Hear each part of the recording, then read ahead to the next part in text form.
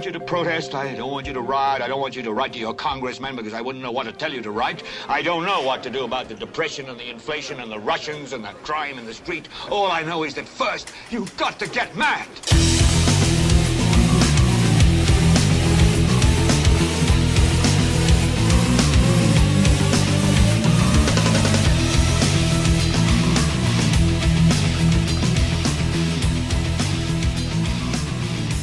Welcome back to Hacks on Hacks, the medium criticism podcast preferred by literally dozens of listeners. I'm Sonny Bunch, executive editor of the Washington Free Beacon and co-host of the Sub Beacon podcast. On my left, ironically, is Liz Harrington, senior writer at the Washington Free Beacon and host of Write and Writer. How are you doing, Liz? I'm good. How are you, Sonny? Great. And on my right, again, ironically, is Alex Griswold, Free Beacon staff writer and noted squish. How are you today, Alex? I'm good, thank you. First up, democracy dies in darkness. But it thrives when the owner of the Washington Post splurges on a Super Bowl ad designed to remind people that journalists are the real heroes. Let's listen to this pricey advertisement now. Hello, I'm Tom Hanks. The U.S. government has lost its credibility, so it's borrowing some of mine. Toss my hair, Mr. Hanks. Sure thing, son. Sorry, wrong clip. Hold on. Let's get the right one. All right, let's try that again. When we go off to war, when we exercise our rights, when we soar to our greatest heights, when we mourn and pray, when our neighbors are at risk, when our nation is threatened, there's someone to gather the facts. Liz, if you had $10 million to spend advertising the Free Beacon, what would you say about us? Gosh, I would not want to spend an ad. I would want to, reward all of our hard work with bonuses. Yes. I hear reviews are coming up. Yes, that's true. That's true. And all the... As a hardworking individual, I assure you, you will receive several gift baskets, possibly some fruit. Right, Starbucks gift card with $3.50 on it or something. Yeah, well, let's not get extravagant. No, I love this. The poor Washington Post reporters are like, the ad's great and all, but hey, maybe give us some health benefits or hire some journalists. Well, they're currently in negotiations with the union their right now. Pensions, Yes. Right. Is there any other profession that thinks so undeservedly so highly of themselves other than journalists? I can't think of who is so self-important that they constantly patting themselves on the back for what exactly? Yeah, I'm trying to, politicians maybe. Yeah, I was going to say that. Yeah. Politicians are Even pretty the same general. league. Yeah. But I mean, they never get tired of praising themselves for what exactly?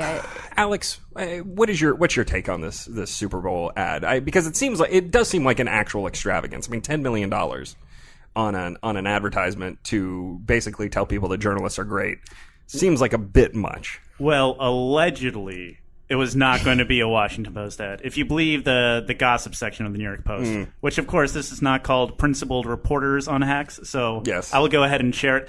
Allegedly, Jeff Bezos did a big commercial for his spaceflight company, a lot of the footage of which was shot by his mistress. So they had to scrap it at the last second and do this WAPO ad. But to the ad itself, it seems sort of cheap. It seems like kind of like a political ad I would see and recycle, made for maybe $10,000 with a whole bunch of stock footage. Well, it does. I could have made the ad. It literally does look like something we could have put together here at the office with our very minimal skills in video editing. Yeah. I mean, no offense, Andrew. Andrew Kugel raises his hands in protest behind the producer's desk over there. But no, I mean, look, on the one hand, I do believe that journalism is important. I do think that there's something to be said for shining a light on. Sure, but I also, the Washington Post does it so poorly. Incorrect. As a contracted employee of the Washington Post, interest. I have to disagree with this very strenuously. But there's also something to be said for journalists kind of behaving like they used to, like schlubs, and we're just out here doing our job. We're just interviewing, the man on the street. It's not a difficult profession. You report what happens and you peddle gossip, basically. That's what they do. I mean, they get people to tell them things. Yes. It's not heroic. I'm sorry. Yeah. It's just not. Yeah. I guess we'll see. And they really think Acosta should have been in the ad, though. Acosta should have been. That was definitely. I wonder, did they have to ask Brett Baer for permission to be in the ad? I thought it was so nice. they were trying to be like kind of fair and I balanced. thought it was nice that they Well, it's included good. Fox Yeah, he's News' a good Brett Baer. journalist. Yeah.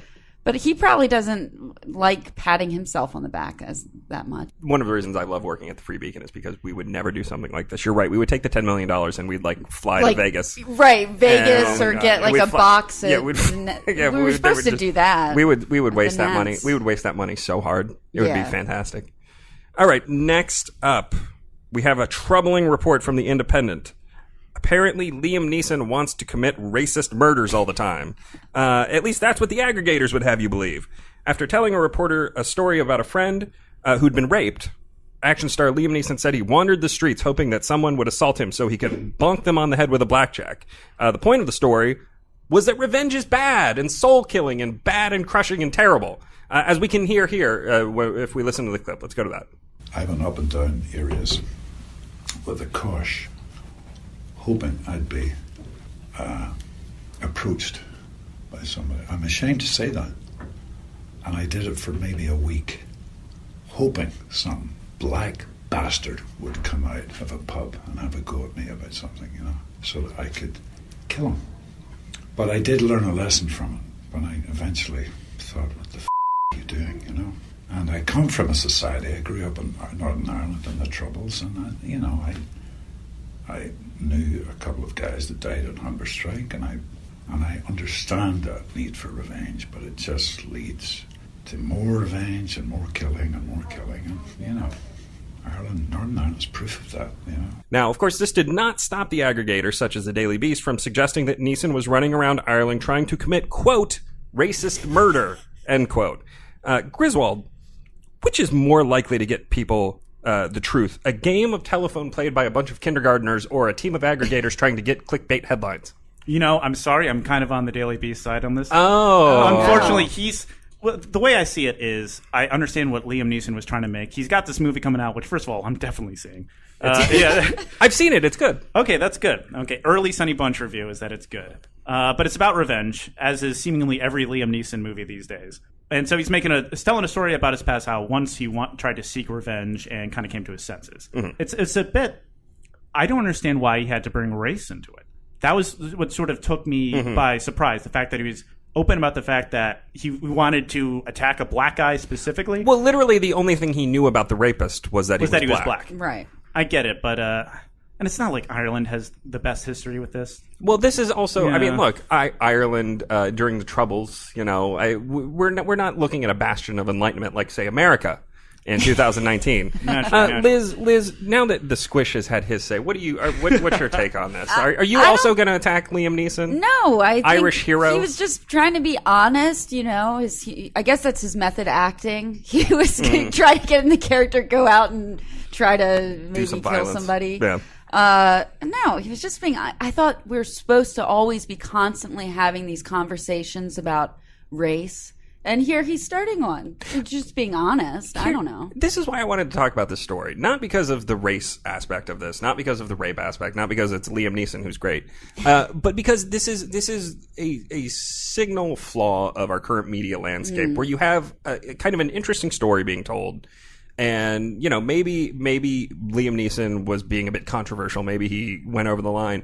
But the aggregators, again, this is not how the Independent who did the interview. It's not how the person who actually conducted the interview was out there when selling you read the story. whole thing, it's totally different. It is the clickbait generators who are out there trying to use other people's work in a more sensationalistic way to drive clicks to their site. And it poisons the discourse. Yeah. Totally poisons the discourse. Hashtag content, though. There's so much hashtag content. It's so annoying. Out but there. You always have to go to the original. You got to click through interview. and read the thing. Because I was on Twitter. I'm like, oh wow, Liam Neeson said what? Right. He just wants to go around murdering black people. This always happens with messed celebrities. Up. Yeah. Didn't this happen with Shania Twain's interview about she would have maybe voted for Trump, and then that's the headline everywhere, and you look and she didn't really. Yeah. She's like, I guess. Yeah. It's always, I thought you were going to say Shania Twain walked around with the club and wanted to attack a black guy. That would also happened. Yeah. Well, those Canadians, you can never trust them. Shania Twain, Canadian. Don't want to let her off the hook. All right, next up, the lawyers are coming. The lawyers are coming. A lawyer for the Covington kids has sent evidence retention letters to 50 individuals and news outlets telling them to prepare to be sued for libeling the Catholic school kids accused of racist harassment and incitement by Smirk. Liz Warren, Alyssa Milano, Jim Carrey, a whole bunch of others have been targeted. Liz, how much money do you think people deserve to lose for taking part in an online outrage mob? All of it. All their money? It's immoral that they have as much money as they have in the first place. Curveball. Yeah. Was not expecting this. I like this. There should be consequences for promoting such just lies about and trying to ruin this guy's life. And they really have forever. He's going to be associated with this.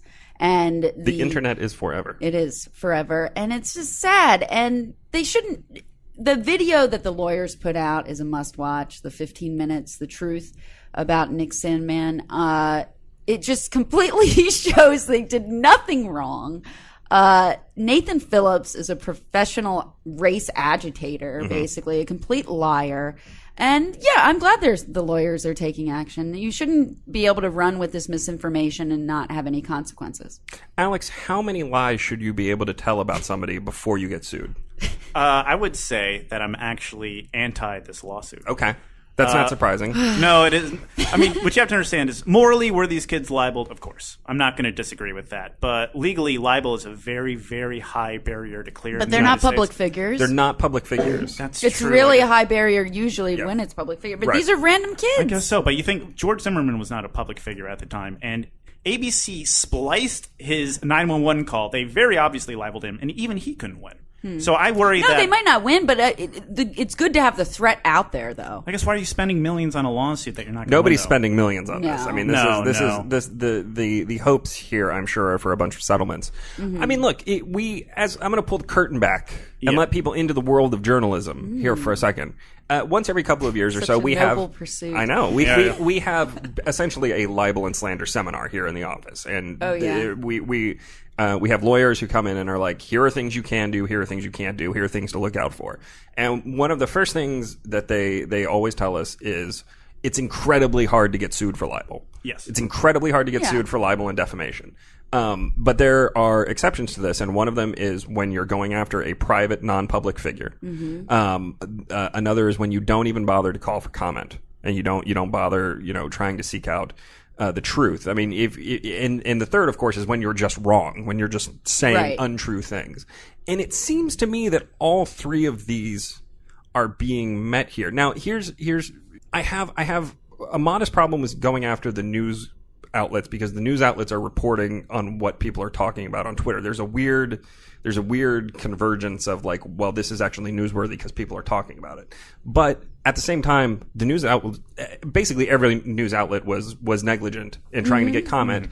And I'm much more comfortable going after the random people on Twitter with massive followers who are, sending mobs after these kids. It's insane. I mean, they're doxxed. Right. People are, threatening their school, which was shut down from a bomb threat. I just it's actually, I mean, look, as a half squish myself, I'm always very protective of the media, but there is I think there is a very serious case for defamation here. These kids did nothing wrong, mostly. The worst thing a couple of them were doing tomahawk chops. Right. Maybe. Yeah. And the full video actually shows Nick Sandmann trying to, get his classmates to calm down and not respond, and was trying to be the mediator. Yeah, here. like the smirking MAGA kid is like the most responsible person of all of them. It's so sad. And he will forever be smirking MAGA kid, and that's the sad part. Sad. Now we turn to Andrew Kugel, who is going to fill us in on recent news events. Andrew. Yes, so last night President Donald Trump gave his State of the Union speech. It was pretty fairly typical speech for Trump. Did well, got a lot of applause, a lot of laughter. They even sang happy birthday to someone nice. in the, I forget who it was. It was the Tree of Life synagogue survivor. Yes. Judah something. So it was a very entertaining State of the Union. Usually they're really boring and platitudes and stuff, but not much news has been made. But news anchors were aghast, saying Trump was bad, terrible speech. But Stacey Abrams, who gave the rebuttal, failed governor candidate in Georgia. Failed gubernatorial candidate, Stacey Abrams. She delivered a great speech. It was inspiring, hit all the right notes. I think we have a clip of John King proving the media's narrative on this. Play the clip. Back to the Stacey Abrams speech. That's a very difficult job. That's the best response, Democrat or Republican, I can remember in some years. It's a very difficult job. It's a thankless job. But it also, you learn about the differences between the two parties. She talked about voting rights. She talked about climate change, and she talked about guns. We did not hear any of those subjects from the President of the United States. Democrats believe that animates their coalition. They believe it helps them. And they believe, especially on the issue of climate change, especially on the issue of voting rights, it helps them to talk about things the President won't talk about. Just like you said, Andrew. Just like you said. Again, this is a quote from John King. The best response, Democrat or Republican, I can remember in some years, King noted. Really? Did she grab a water bottle? Because that's how you do it. She just had somebody called it the FIFA 96 background with the blurry crowd. It looked like a green screen. Yeah. Like, she looked like it was different. Green screen, wasn't it? I don't think so. No, I don't know. It was real. She was just so far away from the people that they were so blurry. It was so weird. It started. They zoomed the camera in on her. Right. She started it looked normal, but then they zoomed in, and the audience kind of got blurred out and looked far away. But yeah, media right away. MSNBC right after this, Stacey Abrams was down, was praising her and then bashing Trump. Van Jones right away said best speech I've ever. Speech. Yeah. That quote got misattributed to Anderson Cooper. There was fake news on Twitter last night. So everyone thought Anderson Cooper said that, but it was Van Jones actually. Oh, good. So, you're on the fake news on. We don't want to spread fake news here on Hacks on Hacks. We call out everyone. Second piece of news I have is that this morning, Morning Joe had a surprisingly very informative news segment. There's nothing surprising about it. Morning Joe's a great show. I know they've got great guests. I know you're best friends with them now. Morning Joe's my guys. Yeah, they do have good guests. They've got great guests, Well, they had our friend Claire McCaskill on. She's now a MSNBC analyst or commentator. Yes. They were talking about Justin Fairfax, Lieutenant Governor of Virginia, the sexual assault allegation against him.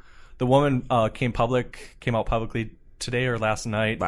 And now it looks like we're in history is repeating itself with Kavanaugh, Supreme Court Justice, how Democrats right away came out and said Kavanaugh should resign.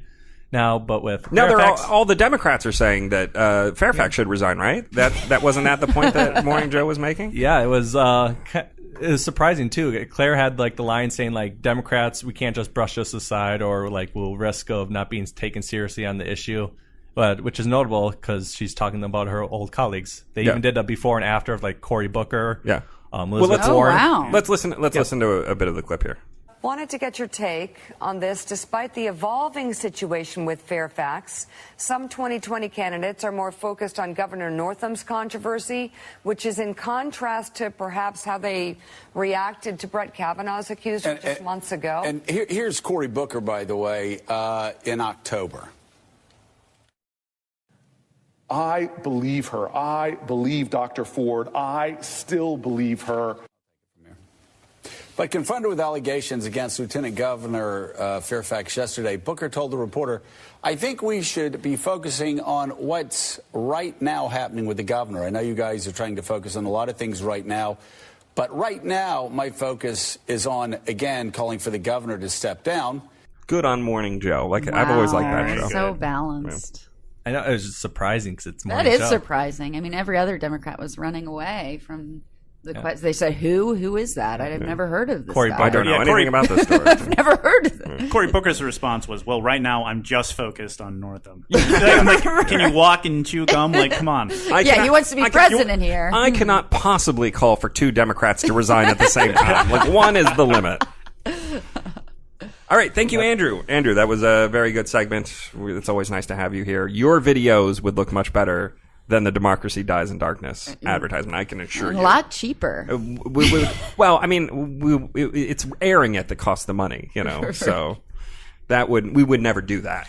Again, just Vegas and sports boxes. All right, the worsts. The worst. All right, worst tweet. We have decided that Ben Popkin had the worst tweet this week. Quote, learn to code was tweeted at me by a sketchy account. I reported it as abusive behavior as part of targeted harassment. Twitter suspended the account within 20 minutes. Journalists, if they tweet learn to code at you, don't stay silent. Take a moment to report it. Once again, our heroes in the media. Out there doing God's work, Yeah. you know. I swear, this guy. The whole like learn to code being targeted harassment thing is such a nonsense meme. John Ekdahl explained why this is such nonsense. I just want to read a couple of his tweets real quick to explain to the people who are listening to this why learn to code is not targeted harassment campaign. It's kind of an organic, whatever. All right. So here's Ekdahl. Obama targets industries that he doesn't like. Journos. This is a good thing because green jobs. People losing their jobs. But you're killing our jobs. Journos. There are other things you can do because your jobs are dirty and bad. All right, so then, this is still Ekdahl. Journos spin their job Rolodex and come up with coding because it's a modern solution that maybe these uneducated yokels can learn, like refrigerator repair, but it's more global. So, hey, good luck with that. Now, your industry, journalists, is up for a major market restructuring, not a government restructuring, market restructuring. And you flip your shit on the people who deliberately targeted you with your hate for throwing shit back over the fence. So, like, the point here is that this has been a meme about people who lose their jobs in the coal industry, mostly the coal industry, because the Obama administration essentially went about shutting down the coal industry. That was their goal. Lots of lost jobs. People replied with, well, you learn to code. You go back to school. You do something else. These people can't. They can't do that. There's a frustration on the right with the kind of smug, assured nature of this suggestion that people just need to go back to school and better themselves. And they decide who has good jobs and who has bad jobs. Well, and of course, journalism is the ultimate good journalism job. is such a good. It's so they important. Do so much for us. It's so important to have the quiz director at BuzzFeed on that wall. We need him on that wall. And so, how dare you insult? The thinnest skin ever. This guy is a senior business reporter. And he can't, take a joke either. But also, if you're on Twitter and you're annoyed by people, just block them. That's what I was going to say. Just block and mute all day long. but they have to censor them and get their account suspended over. It's come absurd. Come on, people, get a thicker skin. All right, the worst TV clip. Alex, can you introduce this for us? Certainly. Well, we've all seen the movie Sicario 2, which is not true. I have not seen it, but I will do my best to intro the segment. Has anybody except me seen Sicario 2? No. I saw the first one. There's no chance Kugel has seen it because he was calling it Cesario 2 before, before the show started. So should I see it though? The first one's much better. I like the first one. I saw the first one. Yeah. All right. Anyway, here's this clip. I'm always shocked that we're actually doing these stories. This one you might call stranger than fiction, this episode. The president's frequent claims and similarities with a certain film are just a little too scripted. Sicario, Day of the Soldado. The 2018 sequel starring Benicio del Toro and Josh Brolin is a dark and violent take on the U.S.-Mexico border, Middle Eastern terrorists, drug cartels, and U.S. government efforts to disrupt them. It's fiction, right? Okay. So here's my question. When has Donald Trump ever referenced or made any sort of indication that he has ever watched a movie in his entire life? I was going to say, he's not a big movie guy. He likes to watch cable news. He doesn't watch... I don't know what he watches exactly, other than cable news. Yeah, I mean, he's not... You'd think he would be making some Godfather references, maybe, or something like that. But Home Alone 2, he's in the movies. Yeah. He doesn't watch them. Yeah, he's too big. He's too big for that. But the larger issue here is this is essentially an unfounded conspiracy theory that kind of caught fire on liberal Twitter. I want to say before CNN hit this, Rachel Maddow touched on it. There was a HuffPo piece, and it's so tenuous. As I say, I have not actually watched the movie. However, my former colleague, Tommy Christopher, a friend of the pod, Tommy Christopher. Friend of the pod. Oh, wow. All right. Now at Media. And if you know anything about Tommy, he's about as left-wing as they come. And this is his take on the situation. No wonder Alex is friends with him. Yep. The similarities to the film are rather superficial. The prayer rugs are definitely there, but the teenage girl who gets duct taped isn't being trafficked into the United States. She's being kidnapped so she can be turned over to a cartel in Mexico. The super vehicles don't belong to traffickers or smugglers. They belong to corrupt Mexican law enforcement. Are we expected to believe that Donald Trump could not follow the plot of a movie well enough to accurately conflate it with his own notions about the southern border? Okay, fair enough. But the claims of the prayer rugs in the desert have been around since at least 2004. Yeah. And that's correct. And Trump, when he first mentioned the prayer rugs, he explicitly linked to the Washington Examiner. It was blown There's up, no right. mystery about where he got that idea from. That was blown up again from the Washington Examiner like a month or two ago. Exactly. So, I mean, the notion that there's a movie about evil people in Mexico coming across the border, and also Trump is saying things that are kind of similar to that movie, is not surprising. Mm-hmm. You would expect that there'd be some parallels because the movie draws on these memes that have been around since 2004. But there's no so why is CNN publishing this? Why is MSNBC publishing this when there's no evidence? It is absolutely far-fetched. It's just ridiculous. CNN actually did a highly produced segment. This was prepackaged. Yeah. They ran it several times. Half the stuff they air now is conspiracy theories. Yes, it is. Seriously, it's unfounded. But wait, I don't understand. The complaint is he's watching this dark movie, and then that's making him believe there's a dark, violence on the border. Well, the suggestion is that he is conflating fiction for truth. Okay, so let's look at some recent headlines. Hey now. 21 bodies found in Mexican town on Texas border, some burned. Mexico sets record with more than 33,000 homicides in 2018. Meth and murder, a new kind of drug war, has made Tijuana one of the deadliest cities on earth.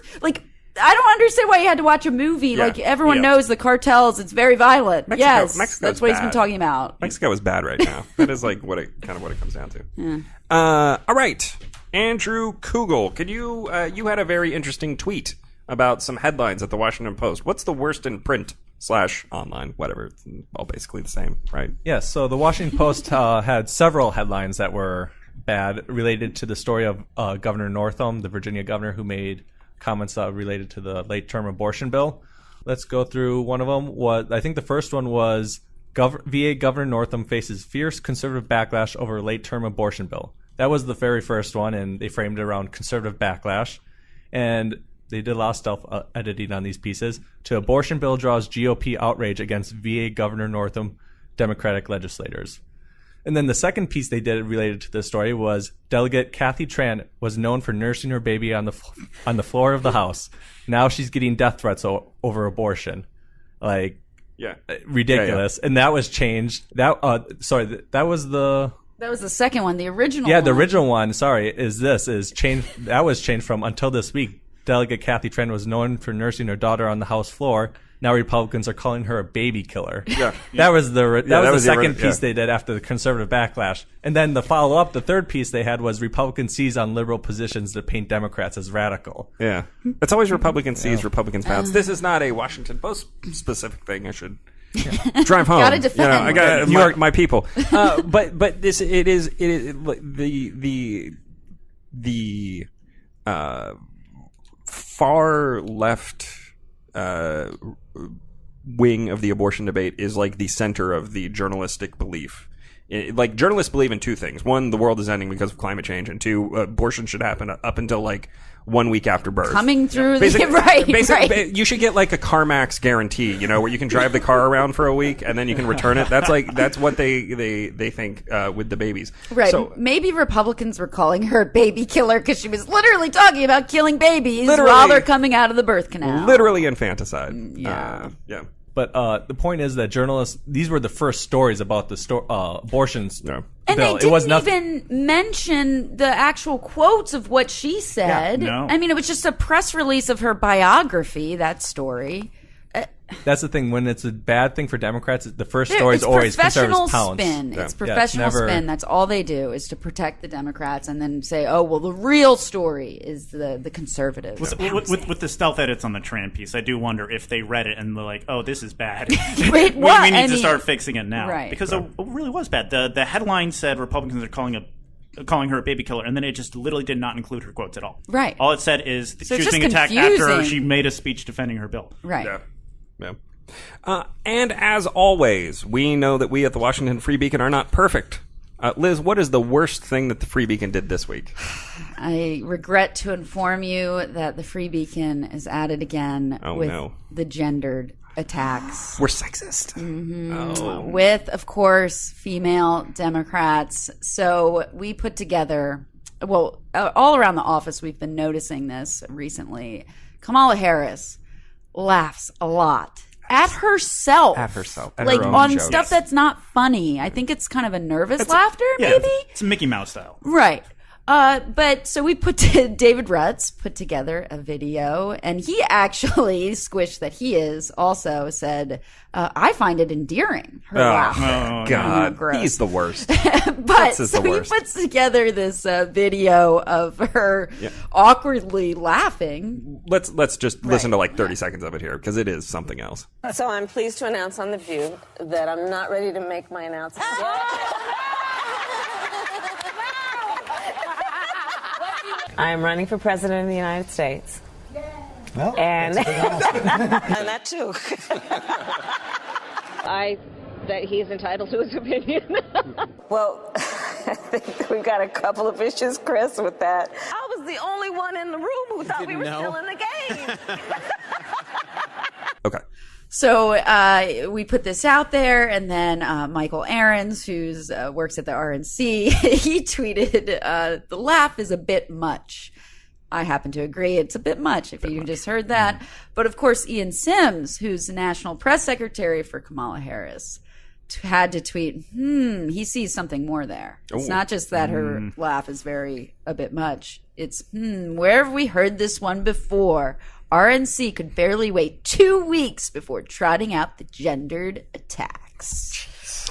We are the worst. We're the worst. We should not have noted that she has an annoying laugh and laughs at herself. And laughs at herself, literally. Endearing ruts. Ridiculous. Coming soon, a Kamala Harris laugh bun. I know. It's not as bad of a laugh as Hillary. No, that was the worst. No, Hillary's cackle was something else. I mean, Kamala Harris' and also laugh fake. Kamala is just laughing. She's nervous. It's like a nervous laughter. Yeah. But anyway, we're sexist. Sorry. Well, that sounds about right. Okay, thanks for listening to Hacks on Hacks, and thank you to Liz, Alex, and Andrew for joining me today. Please subscribe, leave a review, and most importantly, tell your friends about the show. That's how most people find podcasts, is when their friends are like, you should listen to this really great podcast about media stuff. It's fantastic. I'm one of like 12 people who listen to it. Then you can become a friend of the pod. Then you can become a friend of the pod. We need more friends of the pod. Or don't do that. I don't care. I'm not the boss of you. See you guys next week.